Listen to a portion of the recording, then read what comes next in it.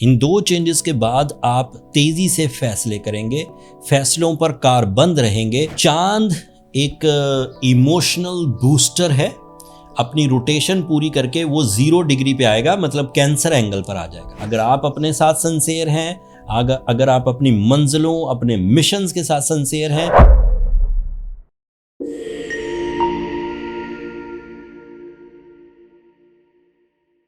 अस्सलाम वालेकुम कैप्रिकॉर्नियंस, मैं हारिस अज़मी, प्रोफेशनल एस्ट्रोलॉजर, आपकी खिदमत में हाजिर हूँ हफ्तेवार एस्ट्रोलॉजिकल रिसर्चेस के साथ। 23 जून से 29 जून तक निज़ाम शमसी में 2 चेंजेस हैं और इन चेंजेस का इम्पैक्ट कैप्रिकॉर्नियंस फील करेंगे। कैप्रिकॉर्नियंस को इसके बेनिफिट्स हैं, मैं तफसील बयान करता हूँ। पहली चेंज 26 जून को आएगी। मरकरी आपके लिए 8th एंगल पर अपीयर होगा। मरकरी के अपीयर होने के मटेरियल एडवांटेजेस नहीं होंगे, बट साइकोलॉजिकल फेवर्स मिलेंगी। जैसे आप बहुत अच्छे अंदाज से गुफ्तगू कर सकेंगे, जैसे आप बहुत अच्छे अंदाज से प्लान कर सकेंगे, जैसे उलझनों के ख़ात्मे के लिए नया प्लान ऑफ एक्शन क्रिएट कर सकेंगे, जैसे मुकदमे या तोहमतों से निकलने के लिए आपके पास राइटिंग प्रूफ्स होंगे, जैसे कर्ज़े से निकलने के लिए आपके पास कैलकुलेशंस होंगी, जैसे आइसोलेशन से निकलने के लिए आपके पास कमिटमेंट्स, रिलेशंस या पब्लिक इंट्रैक्शंस होंगी। सो ये सब नॉन मटीरियल एडवांटेजेस हैं, लेकिन बहरहाल ये आपको मुयस्सर आएंगे। मरकरी के 8th एंगल पर आने की वजह से आपकी जो मुस्तकिल मिजाजी है उसमें भी इजाफा देखने को मिलेगा। जिन कामों को करते हुए आप उकता रहे थे, लेकिन वो काम आपके लिए मुफीद थे, अब दोबारा तवज्जो उन कामों, उन मामलात, उन रिलेशंस या उन ड्यूटीज़ की तरफ आपकी तवज्जो बढ़ेगी। तो ये एक इवेंट 26 तारीख को होगा। दूसरा इवेंट सुनिए। चांद एक इमोशनल बूस्टर है। अपनी रोटेशन पूरी करके वो 0 डिग्री पे आएगा, मतलब कैंसर एंगल पर आ जाएगा। एस्ट्रोलॉजिकल इस्तिलाहात, एस्ट्रोलॉजिकल मुशाहिदे या रिसर्च के मुताबिक चांद जब कैंसर एंगल पर आता है तो चांद का नया साल शुरू हो जाता है।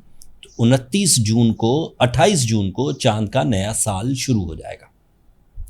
आपके ये 7th एंगल को रिप्रेजेंट करता है, ये 7th एंगल पर ही अपीयर होगा। तो इट मीन्स कि कैप्रिकॉर्नियंस के लिए ये हफ्ता और फिर इस हफ्ते से जुड़े हुए अगले कुछ दिन आपकी रिलेशनशिप के सुधार के दिन होंगे, आपकी रोमांस की सुधार के दिन होंगे, आपकी नफ़रतों की सुधार के दिन होंगे।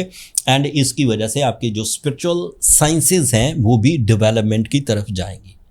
इन 2 चेंजेस के बाद आप तेज़ी से फैसले करेंगे, फैसलों पर कारबंद रहेंगे एंड फैसले जब अमली इक़दामात की तरफ जाएंगे तो मुनाफा मुतवक्के है। आपके लिए मार्स 9th एंगल पर है। एस्ट्रोलॉजिकल प्रेडिक्शंस के मुताबिक 9th एंगल पर मार्स आपकी हिजरत का बाइस बनेगा। 9th एंगल पर मार्स आपके लिए ह्यूमन नेचर के सुख की वजह बनेगा, सुकून, ग्रोथ, आसाइश एंड खुशियाँ। And Mars is also responsible of some leadership quality. Mars ही वो प्लैनेट है जिससे कंपटिशन्स भी आपके जीतने के चांसेस हैं।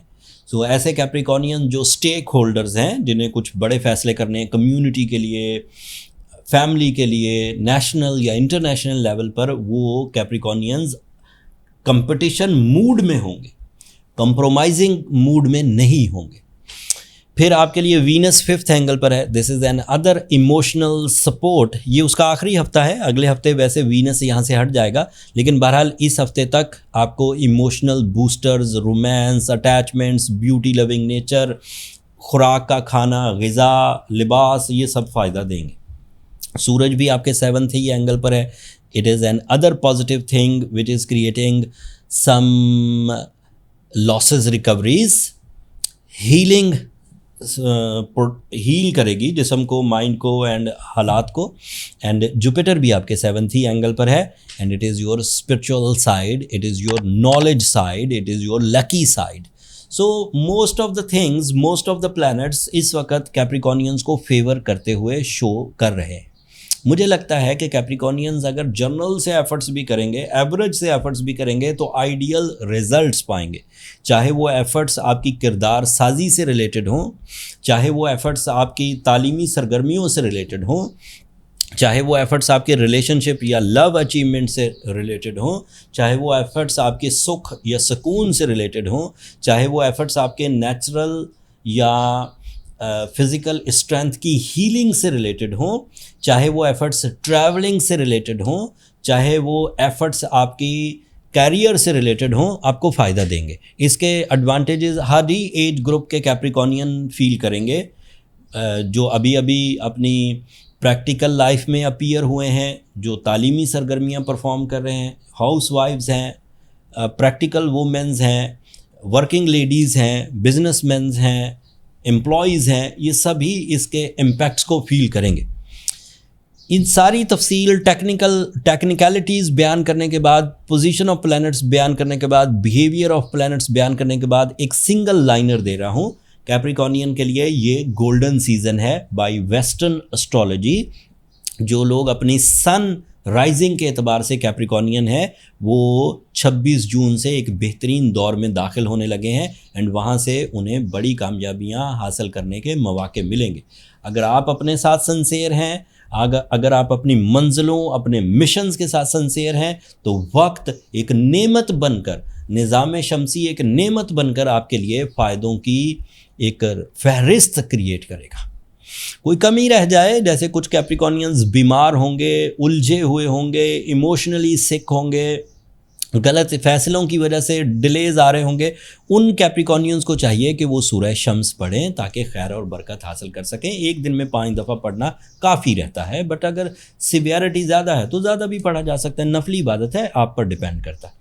एंड जिमोलॉजिकल आर्ट ऑफ हीलिंग के एतबार से if you go with the blue sapphire stone, that is a ideal remedy by the rules of gemological healing properties, gemological method of treatment, so वो भी आपको सपोर्ट करेगा, nature को enhance करेगा, कारकर्दगी बढ़ाएगा एंड उसकी जो कैटलिस्ट एबिलिटी है वो कैप्रिकॉर्नियंस को बूस्ट अप करती है, रिपेयर करती है, प्रोटेक्ट करती है एंड बूस्ट करती है।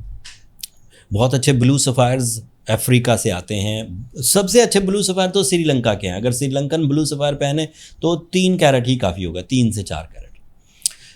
एस्ट्रोजेम्स ने साउथ अफ्रीका में अपने जिमोलॉजिस्ट हायर किए, हाईली पेड, इंपोर्ट लाइसेंसेस लिए, गवर्नमेंट के साथ राब्ते किए, फंड्स इन्वेस्ट किए। बहरहाल एक stock of blue sapphires South Africa से भी, श्रीलंका से भी अरेंज करके हमने अपने स्टोर पर लिस्ट कर दिया। नीचे लिंक आ रहा होगा डिस्क्रिप्शन में, तो आप वहाँ से बाय कर सकते हैं। डिस्काउंट भी ऑफ़र की है इन दिनों एस्ट्रोजेम्स ने, जो हमारे बहुत टॉप सेलर प्रोडक्ट्स थी उस पर हमारी ऑफ़र्स भी चल रही, वो भी आपको वहाँ से आपको बाय करने में आसानी होगी। पूरी दुनिया में कहीं से भी आप ऑर्डर कर सकते हैं। ये इस हफ्ते की इन्फॉर्मेशन थी कैप्रिकॉर्नियन। मैंने कोशिश की अपने टिपिकल अंदाज में आपकी ज़िंदगी के हर ही शोबे को जो फैसिलिटीज़ नेचर से मिल रही है उसकी तशरीह बयान करूँ। कोई कमी रह गई हो तो कमेंट्स में इजहार कर दीजिएगा, मैं कोशिश करूँगा उसका आंसर वहीं कर दूँ। अब आखिर पर मेरी 2 दरख्वास्तें, एक तो मुझे और मेरी टीम को अपनी दुआओं में ज़रूर याद रखिएगा। चैनल को भी ज़रूर सब्सक्राइब कर लीजिएगा कैप्रिकॉर्नियंस। आप लोगों की सब्सक्रिप्शन मेरी हौसला अफजाई की वजह बनती है। अगले हफ्ते जब वीनस एक नई पोजीशन पर जाएगा उसकी तशरीह अगले हफ्ते बयान करूँगा। तब तक के लिए मुझे और मेरी टीम को इजाज़त दीजिए। अल्लाह के बाद।